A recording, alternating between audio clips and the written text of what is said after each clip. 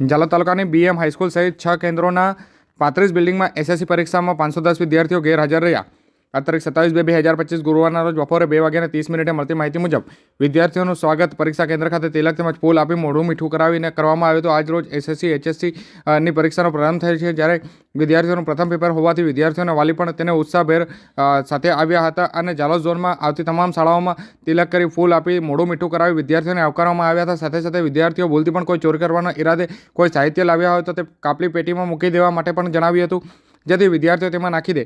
તેમજ ઝાલોદ ખાતે એચએસસી પરીક્ષા માટે પણ કેન્દ્ર ફાળવવામાં આવ્યા હતા, તેમજ તેને લઈને પણ વિદ્યાર્થીઓનો ઘસારો નગરમાં વધુ જોવા મળ્યો હતો।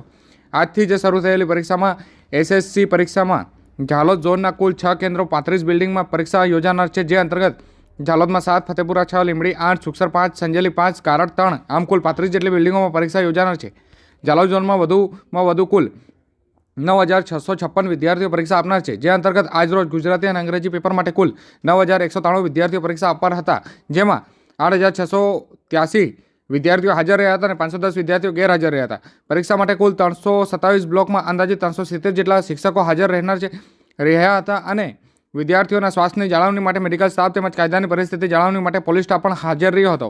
પરીક્ષાના તમામ કેન્દ્ર પર સુપરવાઇઝરની ત્રીજી આંખ સમાન સીસીટીવી કેમેરા પણ લગાડવામાં આવ્યા હતા, જેથી પરીક્ષા દરમિયાન કોઈપણ ગેરરીતિ ન આચરાય।